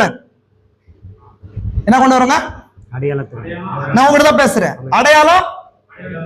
அடையாளத்தை கொண்டு வரும். எப்படி கொண்டு வரும்? சங்கார தூதன் அங்க வரும்போது அவன் அடையாளத்தை பார்ப்பான். எதை பார்ப்பான்? எத்தனை பேர் புரிஞ்சு நான் சொல்றது? அவங்களுக்கு கொடுக்கப்பட்ட அடையாளம் ஆட்டுக்குட்டி தானே. அந்த ஆட்டுக்குட்டியை இவங்க அடையாளமா போடும்போது அந்த அடையாளம் தான் என்ன பண்ணுது? மரணத்துல கொண்டு வருது. அப்போ முந்தின அடையாளத்துக்கு பிந்தின அடையாளத்துக்கு சென்டர்ல கீழ்ப்படிதல் ஒரு விஷயம் இருக்குது. எத்தனை பேர் விசுவாசிக்கிறீங்க? மரணத்துல தப்பித்துக் கொள்ள உடன்படிக்கையின் கீழே இருக்கணும்னு சொன்னா கீழ்ப்படுகிற ஜனங்களா இருங்க. பாருங்க, மோசே செய்தது சரியோ தவறோ? மோசே செய்தது சரியோ தவறோ? என்னவாயினும் அவர்கள் அவனுடன் கூட இருந்தனர். யாரங்க? யோசுவாவும் காலேபும். மோசே செஞ்சது சரியோ தப்போ எனக்கு தெரியல. நான் என்ன பண்றேங்க? மோசே செய்தியாளர் இல்லைங்களா? மோசே என்ன பண்றாரு எனக்கு தேவையில்லை. எனக்கு தலைவனா யார் வச்சிருக்காரு? மோசே வச்சிருக்கிறார். அந்த மோசையோட வார்த்தைக்கு நான் என்ன பண்றேன்? கீழ்படுகிறோமா? கவனிங்க. என்னவாயினும் அவருடன் கூட இருந்தனர், ஏனெனில் தேவனுடைய செய்தியாளர் என்பதை அவர்கள் அறிந்திருந்தனர். என்ன தெரிஞ்சு அவங்களுக்கு? அவர்களுக்கு என்ன தெரிஞ்சுன்னு சொன்னா, மோசே நல்லவரா கெட்டவர்லாம் தெரியல. மோசே மெசஞ்சருங்க, அவ்வளவுதான். மோசே யாருங்க? நான் கூட தான் பேசுறேங்க. மோசே தேவன் எனக்காக அனுப்பப்பட்ட செய்தியாளருடைய சத்தத்துக்குள்ள தேவன் இருக்கிறார். நான் செவி கொடுக்கிறேன், அவ்வளவுதான். என்னோட உடன்படிக்கை, நான் உடன்படிக்கையின் கீழே இருக்கிறேன், அவ்வளவுதான். பாருங்க, அடுத்த திரும்ப சொல்ற, நம்ம அற்புத அடையாளங்கள் காண்பதற்கு முன்னதாக கீழ்ப்படிதல் அவசியமா இருக்குது. ஏன் நம்ம வாழ்க்கையில அற்புத அடையாளம் நடக்கல திருதர்சி ஒரு விஷயத்த சொல்றாரு. நம்ம கீழ்ப்படிதலே இல்லை நம்ம லைஃப்ல. சொல்ற பாருங்க, நான் ஒரு வசனத்தை வாசிக்கிறேன் பாருங்க. தேவன் எங்களோடு கூட இருந்தால் அற்புதங்கள் என்ற செய்தியில 61:12-31 70 பேரால சொல்றாரு, மோசே உன்னை அனுப்பினது யார் என்று கேட்டால் நான் என்ன சொல்வது? நீர் தேவன் என்று நான் எப்படி அறிவேன் என்றார். மோசே கிட்ட தேவன் பேசிட்டு இருக்கிறார். இன்னும் தேவன் மோசைக்கு வல்லமையை ஹேண்ட் ஓவர் பண்ணல. என்ன பண்ணலாங்க? தன்னோட வல்லமையை தேவன் ஹேண்ட் ஓவர் பண்ணல, பேசிட்டு இருக்கிறார். இப்போ மோசே கிட்ட தேவன் ஒரு விஷயத்தை எதிர்பார்க்கிறாராம். என்ன எதிர்பார்க்கிறாராம்? கவனிங்க, ப்ளீஸ். நான் முக்கியமா சொல்றேன், உங்க லைஃப் அப்ளைக்காக பேசிட்டு இருக்கிறேன். அவன் உன் கையில் இருக்கிறது என்ன? நானே ஜீவனை சிருஷ்டித்தவர், நான் அற்புதங்களை செய்யும் தேவன் என்றார். அற்புதங்களை செய்யும் தேவன் வல்லமை மோசை காண்பதற்கு முன்பதாக அவன் முதலாவதாக தேவனுக்கு கீழ்ப்படிய வேண்டியது அவசியமா இருந்தது. மோசையோட கரத்துல கோல் இருந்துச்சு. ஒரு மேய்ப்பனுடைய கோல் தான் வாழ்க்கையின் ஆதாரம். எத்தனை பேருக்கு தெரியும்? நமக்கு நார்மலா அது கோல், நம்ம நார்மலா ஒரு கோல் இல்லைங்களா? ஆனா மோசையோடைய ஆதாரம், லைஃபுடைய ஆதாரம் என்னங்க? அந்த கோல் தானங்க. அவன் தானங்க எதை நடத்துறான்? ஆடுகளை நடத்துறதுக்கு அந்த கோலை தான் வச்சிருக்கிறான். இப்போ ஒரு மனுஷனுக்கு வாழ்வாதாரத்துக்கு ஒரு பொருள் அவசியமா இருக்குது. கார் ஓட்டுற டிரைவருக்கு எது முக்கியம்? காருடைய கீழே போடுன்னு சொன்ன போட மாட்டான். கீபோர்டு வாசிக்கிற நபருக்கு கீபோர்டு கீழே போடுவீங்களா? போடுவோமாங்க? போட மாட்டோம். போட மாட்டோம் இல்லைங்களா? உலக ரீதியா செய்யும் தொல்லை தேவன் சொல்றான், கரெக்டுங்களா? அப்ப அவன் வாழ்க்கைக்கு அவன் ஜீவனத்துக்கு காரணமா இருக்கிற அந்த கோலை என்ன தேவன் என்ன சொல்றாரு? இப்போ மோசே ஒரு கீழே போட்டுன்றார். என்ன சொல்றாரு? கீழே போடு மோசேன்றார். தேவனை நீ பாம்பா மாறலாம், தேவன் என்ன பண்ணலாங்க சொன்னாராங்க? சொல்ல கிடையாது, தேவன் சொல்ல கிடையாது. கீழே போடுன்னு சொல்லும் போது திரு சொல்றாரு பாருங்க, அற்புதங்களை செய்யும் தேவன் வல்லமையை மோசே காண்பதற்கு முன்பாக அவன் முதலாவது தேவனுக்கு கீழ்ப்படைய வேண்டியதா இருந்தது. எடுத்து போட்டார். மோசே என்ன பண்ணாருங்க? சொன்ன உடனே எடுத்தோடனே போட்டார். போட்டவனே என்ன மாறிடுச்சு? அது பாலமா மாறிடுச்சு. அப்போ ஏறக்குறைய 40 வருஷம் மோசே அதை வச்சுதான் பொழப்பு நடத்தி இருந்தாரு. எதை போய் வச்சீங்க? கோலை வச்சு. அதுக்குள்ள சர்ப்பம் மரணம் உள்ள இருந்துச்சான். என்ன இருந்துச்சாங்குள்ள? அவனுக்கே தெரியல, மரணம் உள்ள. கரெக்டுங்களா? அந்த சர்ப்பம் எதுக்கு அடையாளமா இருக்குது? பாவத்துக்கும் மரணத்துக்கு அடையாளமா இருக்குது இல்லையா? இதுதான் என்னோட வாதாரம். இதை நான் விடவே மாட்டேன். நிறைய பேர் கெட்டியா பிடிச்சிட்டே இருப்பாங்க. ஒரு சில வேலையை பிடிச்சிருப்பாங்க, உலகத்தை பிடிச்சிருப்பாங்க, சொந்த பந்தத்தை பிடிச்சிருப்பாங்க, அதை பிடிச்சிருப்பாங்க, இதை பிடிச்சிருப்பாங்க, வைராகியத்தை பிடிச்சிருப்பாங்க. நானும் அவங்க கூட எல்லாம் பேசவே மாட்டேன். நானும் அங்க போகவே மாட்டேன். நான் இப்படிதான் இருப்பேன். நான் இந்த மாதிரி ட்ரெஸ் என்ன பண்ண மோஸ்ட்ல சொல்லுவாங்க, நான் மாத்திக்கவே மாட்டேன் பிரதர். அது என்ன அது அப்படின்வாங்க. நீ எதை பிடிச்சிட்டு தேவன் சொல்ற வார்த்தையை பிடிக்கிற வரையும் உன் வாழ்க்கையில தேவன் அற்புதம் செய்ய முடியாது. நீ எதை பிடிச்சிட்டே அப்படியே பிடிச்சிட்டே இருந்தா தேவன் என்ன பண்ண முடியாது. அது வைராக்கியமா இருக்கலாம், உன் வேலையா இருக்கலாம், சொந்த பந்தமா இருக்கலாம். இல்ல நீ எதை நீ அதிகமா நேசி பிடிச்சிட்டு இருக்கிறியோ தேவனுக்காக நீ கீழே போடாம அவன் சொல்றது கேட்காம என்ன பண்ண முடியாது. தேவன் வாழ்க்கையில பண்ண முடியாது அற்புதம். புரிஞ்சுங்களா உங்களுக்கு? சொல்ல புரிஞ்சா? அடுத்த லைன் பாருங்க. கீழே போட்டாச்சு, பெனாய் போச்சு, பாம்பா மாறிடுச்சு. என்ன மாறிடுச்சுப்பா? இவ போய் தொடுவோமா? தொடுவோமா? தேவன் திரும்ப அடுத்து சொல்றாரு. என்ன சொல்றாரு? இப்ப இப்படின்றாரு. இப்ப இதெல்லாம் பார்த்து விடுன்னு சொன்னா அதுவே பெரிய கஷ்டம். என் வாழ்க்கைக்கு ஆதாரமா இருக்கிறது அந்த கோல். நான் விடுன்னு சொன்னா விட்டேன், சரி ஓகே, அது வரைக்கும் கரெக்ட். இப்ப என்ன பண்ண? அத போய் புடி அப்படின்னா இது எப்படி சொல்லுங்க? பிடிப்போமா? பிடிக்க மாட்டான். அவன் அதையும் செய்யறாரு மோசே. எத்தனை பேர் புரிஞ்சு நான் சொல்றது? சும்மா இருக்க மாட்டீங்க நீங்க. புரிஞ்சா அத புடின்னு சொன்னா போய் என்ன பண்றாருங்க? எப்ப பாம்புக்கு எங்க கோவம் வரும்? பிடிச்சா வாழை பிடிச்சா போட்டாங்கன்னு சொல்லி நீ போய் வாழை பிடி. போய் தலையை பிடிக்கல, தலையை பிடிச்சிடல. எங்க பிடி சொல்றாரு தேவன்? வாழை எப்படி பாம்பு பிடிக்கிறது? வாழை போட்டுருவோம் டக்குன்னு. அப்போ வாழை பிடிக்கும் போதுதான் அது திரும்ப அது என்னவா மாறிடுச்சு? அது கோலா மாறிடுச்சு. அது புரிஞ்சுங்களா உங்களுக்கு? என்ன பண்ணுச்சு? அப்ப என்ன பண்ண சொல்றாரு சொன்னா திரு சொல்றாரு, இதுக்கு ஒரு அர்த்தத்தை சொல்றாரு. அது ஏன் மெட்ரோலா இருக்க வேண்டியது செய்திகளை சொல்றாரு. என் மேல மரணத்து மேல அதிகாரம் முடியும், மரணம் அடைஞ்ச ஒரு பாகத்தை ஜீவனுக்கு கொண்டு வருகிற அறியாது உனக்கு கொடுத்துருக்கேன்னு சொன்னாராம். மோசேவுடைய கரம் கிறிஸ்துவுக்கு அடையாளமா இருந்துட்டாரு இல்லைங்களா? தேவனுடைய கரம் யாரா இருக்கிறாரு? தேவனுடைய கரம் யாருங்க? மோசே இங்க தேவனா இருந்தாரா இல்லையா? கரெக்டா? மோசேவுடைய கரம், மோசே தேவனா இருந்தா மோசேவுடைய கரம் என்னவா இருக்கணும்? கிறிஸ்துவா இருக்கணும். கரெக்டுங்களா? அப்ப கிறிஸ்துவால என்ன பண்ண முடியும்? மரணத்தை கொடுக்க முடியும், மரணத்துல ஜீவனையும் எடுக்க முடியும். இதெல்லாம் எதுல இருக்குதுன்னு சொன்னா கீழ்ப்படிதல்ல இருக்குது. இப்ப நம்ம வாழ்க்கையிலயும் ஒரு சில விஷயங்கள்ல கீழ்ப்படிதலுக்காக விட வேணும். அது சொந்த பந்தமா இருக்கட்டும், இல்ல வைராக்கியம். நான்லாம் பயங்கரம், நான்லாம் பிரதர் அவங்கள மன்னி அதெல்லாம் விடு. அதெல்லாம் இல்ல. தேவன் வாழ்க்கையில எதுவுமே அற்புதம் பண்ண மாட்டேன். நீ கோலை பிடிச்சிட்டே இருந்தா இன்னும் 80 வருஷம் கோலை பிடிச்சிட்டே தான் இருக்கணும்.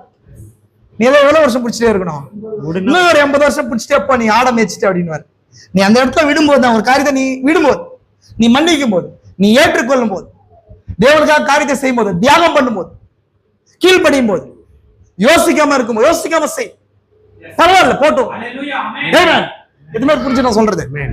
செய்ய தயாரா இருக்கிறீங்களா? நம்ம இருக்கிறோமா? ஆமென். அடுத்த லைன் நான் வாசிக்கிறேன். வாக்குத்தத்தமானது கீழ்ப்படுதல் என்னும் நிபந்தனையின் கீழ் இருக்கிறது. அதான் நான் முன்னாடியே சொல்லிட்டேன். வாக்குத்தத்தம் எப்பொழுதுமே எது? வாக்குத்தத்தம்னா அதான் உடன்படிக்கை, பிராமிஸ். அந்த பிராமிஸ் எப்பொழுதுமே எது கீழே இருக்குதா? கீழ்ப்படுதல் கீழே இருக்குதான். கரெக்டுங்களா உங்களுக்கு? அப்ப பாருங்க, தீர்க்கதரிசி சொல்றாரு, முக்கியமான விஷயத்தை சொல்ற பாருங்க. ஆபிரகாம் தேவனுடைய வாக்குத்தத்தத்தை குறித்து அவன் அவிசுவாசமா சந்தேகப்படல. தேவன் செய்வார் என்றதை குறித்து சந்தேகப்படல. தேவன் செய்வார் என்றது ஃபியூச்சர் விஷயம். கரெக்டா?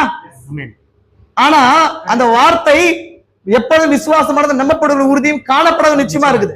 அந்த விசுவாசம் அடிப்படையில உலகத்தின் பார்வையில பார்க்கும்போது இனிமேல் நடக்கிறது. விசுவாசத்தின் பார்வையில பார்க்கும்போது ஆல்ரெடி நடந்துச்சு. நீங்க உலகத்தின் பார்வையில அந்த பிராமிஸ பார்க்கும்போது அது என்ன இருக்குது? ஃபியூச்சர் ஈவெண்டா இருக்குது. கரெக்டுங்களா? விசுவாசத்தின் பார்வையில பார்க்கும்போது என்ன இருக்குதுங்க?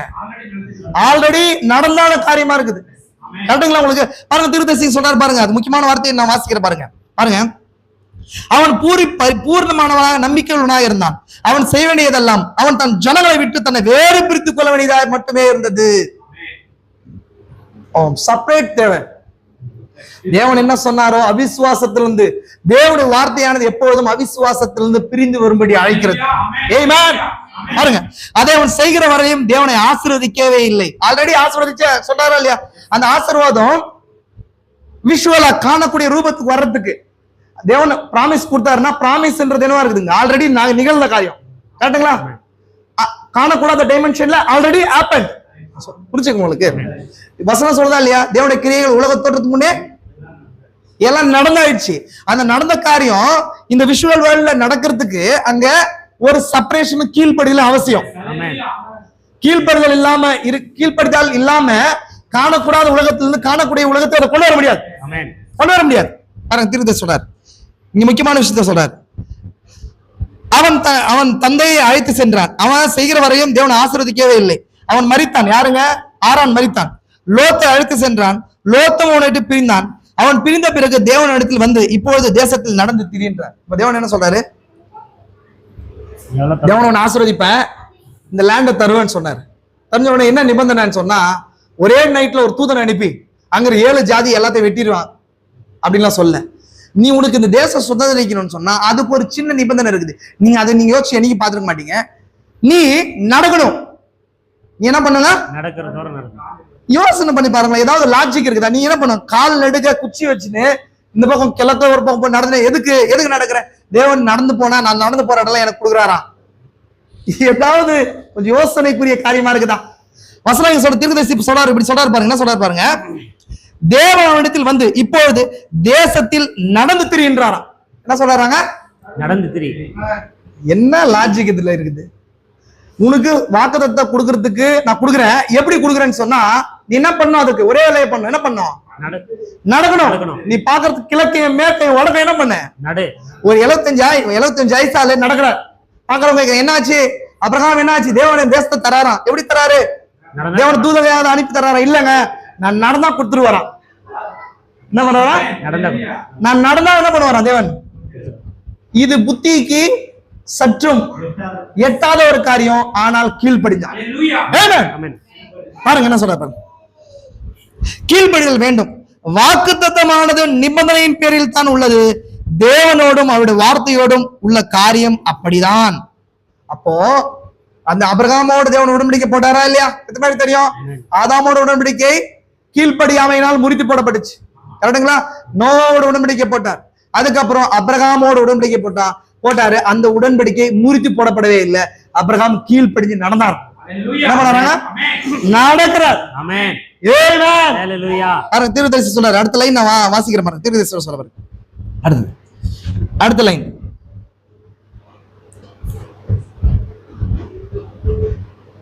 கர்த்தருடைய தூதனானவர் 2ஆம் தரம் வானத்திலிருந்து அபிரகாமை நோக்கி கூப்பிட்டு, உங்களுக்கு அது கீழே தெரியும், உன் புத்திரன் என்றும் ஏகசுதன் என்றும் பாராமல் அவனை ஒப்பு கொடுத்து இந்த காரியத்தை செய்தபடியால், அது கீழே, நீ எனக்கு சொல்லுக்கு கீழ்ப்படிந்தமையால் உன் சந்ததிக்குள் பூமியின் சகல ஜாதிகளும் ஆசீர்வதிக்கப்படும் என்றும் என் பேரில் ஆணையிட்டு என்று கர்த்தர் சொல்லுகிறார். கீழ்ப்படுதலின் காரணமாக என்ன? ஒரு வாக்குத்தத்தம். தேவனுக்கு செய்ய வேண்டியது கீழ்ப்படிதல். கீழ்ப்படிதல் பலியிலும் பெரியது. நம்மளுடைய பாவத்தை மன்னிக்கிறதே பலிதான். தேவன் கொடுத்த உச்சகட்ட காரியம் எதுங்க? பலி. ரத்தம் இல்லாம தேவன் ஒரு மனுஷன் சந்திக்க முடியாது. கேட்டுங்களா? ரத்தம் இல்லாம தேவனை சந்திக்க முடியாது. ஆனா அதை காட்டிலும் பெருசு கீழ்ப்படிதல். எத்தனை பேருக்கு தெரியும்? இல்லைங்களா? கீழ்ப்படிதல் தான் உத்தமன்றார். ஒரு முறை சொல்லப்பட்டிருக்கிறது, நீ தேவனுக்கு செய்யக்கூடிய எந்த பலியை காட்டிலும் கர்த்தருக்கு கீழ்ப்படிதல் எது பெருசு. கர்த்தர் எப்படி இருக்கிறாருன்னா, புரிஞ்சுக்கோங்க நல்லா. கர்த்தர் எப்படின்னா அப்படியே வரலாம் இல்ல. தீர்க்கதரிசி செய்தியில செய்தியாளனா இருக்கிறார் இல்லைங்களா? உன் ஊழியக்காரனா இருக்கிறார் கர்த்தர். உன் கணவனா இருக்கிறார். புரிஞ்சா இல்லைங்களா? உலகத்துல அதிகாரங்கள் இருந்த பவுல் சொல்றார், உலகத்து அதிகாரங்கள்லாம் தேவனால உண்டா இருக்குது. அந்த அதிகாரம் நீ தேவனுடைய வார்த்தை பரிபூர்ணம் அடையறதுக்காக வைக்கப்பட்ட தேவனுடைய தூதனாக இருக்குதான். எதுங்க? உலகத்துல உனக்காக உண்டாக்கப்பட்ட அதிகாரங்கள்லாம் அப்படிதான் இருக்குது. அதுக்கெல்லாம் கீழ்ப்பட வேண்டும். நிறைய பேர் அப்படிதான், நான் தேவனுடைய பிள்ளை, எதுவுமே கீழ்ப்படிய மாட்டேன். நான் தேவனுடைய பிள்ளை, இந்த பூமியை ஆள்றவன், நான் என்ன பண்ண மாட்டேன், யாருக்கையும் வேலை செய்ய மாட்டேன். நான் யாருக்கையும் யார் கீழே வேலை செய்ய மாட்டேன். யார் சொல்றது என்ன பண்ண மாட்டேன், நானு கேட்க மாட்டான். கேட்க மாட்டேன். யார் சொல்றதையும் கேட்க மாட்டேன், தேவன் சொல்றதையும் கேட்க மாட்டேன். தேவன் நேரில் வந்து சொல்றதுல தேவன் என்ன வச்சிருக்காரு, ரெப்ரசன்டேஷன் பூமியில வச்சிருக்காரு. ரெப்ரசன்டேஷன் தேவன் ஒரு ஊழியக்காரன் வச்சிருக்கிறார், நமக்கு அதிகாரம் வச்சிருக்கிறார், ஆர்டர்ஸ் வச்சிருக்காரு, துறைத்தனங்களை வச்சிருக்கிறார், தகப்பனை வச்சிருக்கிறார். பிள்ளைகளை தான் தோன்றித்தனம் வாழ முடியாது. உங்க அறிவுகள் இருக்கலாம், ஞானம் இருக்கலாம், படிச்சிருக்கலாம், உன் தகப்பனை விட தாயை விட படிச்சிருக்கலாம். ஆனா உண்மையான உத்தமமான ஒரு தகப்பன் இருக்கும்போது தகப்பனுடைய வார்த்தைக்கு நீங்க கீழ்ப்பட வேண்டியது அவசியமா இருக்குது. அவன் சொல்ற சரியான வார்த்தைக்கு என்ன பண்ணுங்க, கீழ்ப்படியில் தான் அவனும் சகோதர சகோதரி. கீழ்ப்படியில் தான் ஆசீர்வாதத்தை கொண்டு வரும். சொல்ல புரியுதுங்களா உங்களுக்கு? புரிஞ்சுங்களா சகோதரர்? ரொம்ப இம்பார்ட்டன்ட் நான் சொல்ற விஷயம். பாருங்க, அடுத்தது நான் இன்னொரு விஷயம் சொல்லணுமா? சில நேரங்கள்ல கீழ்ப்படிதல் வந்து நம்ம மேல இருக்கிற சாபத்தை கூட தூக்கி போட்டுரும், தெரியுமா? ஆமாங்க. சில நேரங்கள்ல யாக்கோப பாருங்களேன். யாக்கோபு வந்து தன் சகோதரனை ஏமாத்தி அந்த இதில் என்ன பண்ணிட்டாருங்க, அந்த ஆசீர்வாதத்தை வாங்கிட்டாரு. ஆனா தகப்பன தாயுடைய வார்த்தைக்கு கீழ்ப்படிஞ்சு அவர் என்ன பண்ணாருங்க, ஆரானுக்கு போய் திரும்ப வரும்போது இரு பரிவாரங்களோட வந்தார். எதோட கொண்டு வந்தாரு? இரு பரிவாரங்களோட கொண்டு எதெல்லாம் அவர் செஞ்ச தவறுகள் செஞ்சார். ஆனா கீழ்ப்படிதலின் காரணமாக ஈசாக்குக்கு வந்த வாக்குத்தத்தம், ஈசாக்குக்கு வந்த அந்த உடன்படிக்கை யாக்கோபிடத்திலயும் புதுப்பிக்கப்பட்டுச்சான்.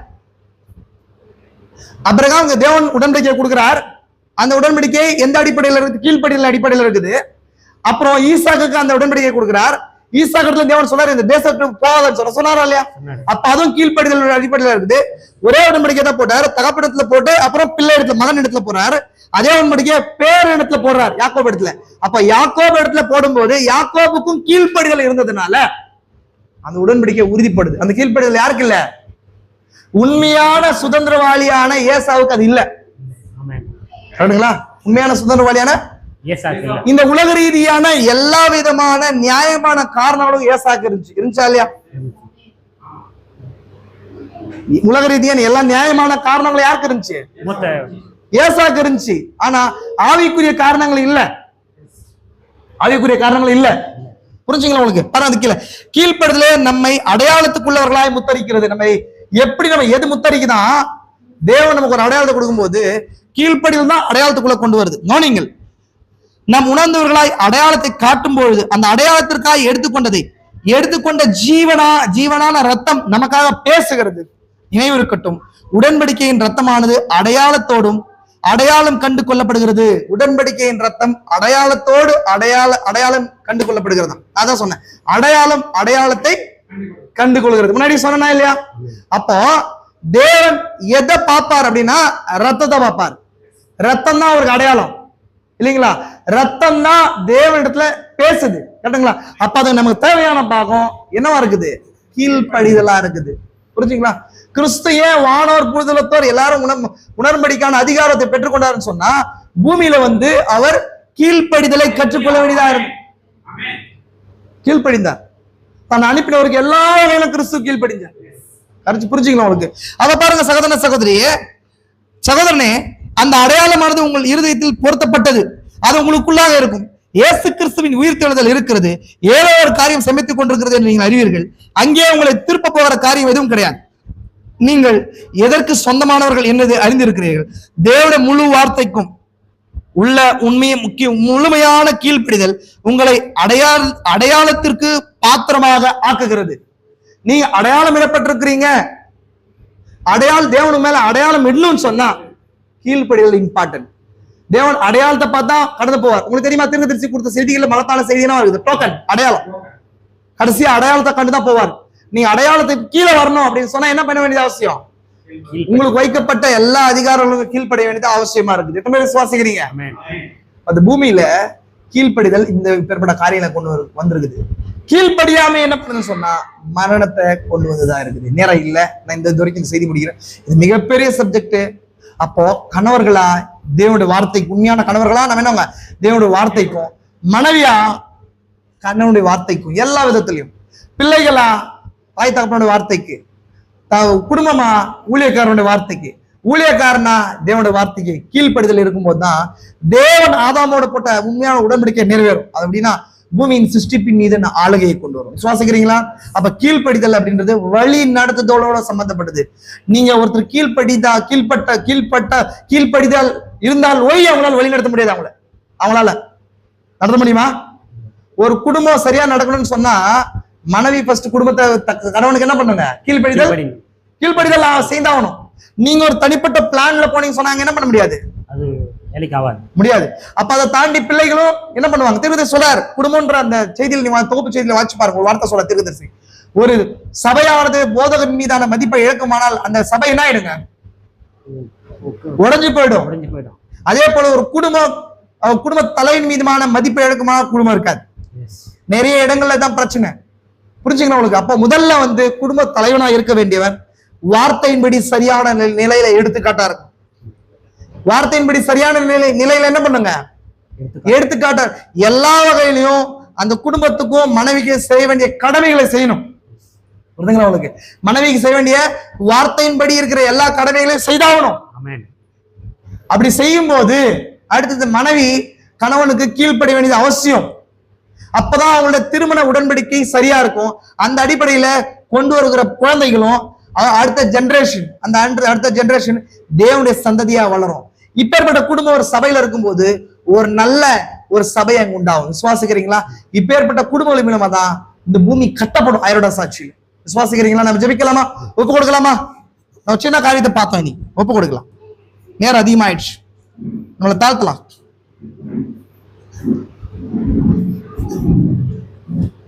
எல்லாம் சைட்ல போட்டு ஃப்ரண்ட்ல எடுத்துன்னு வரலாம்.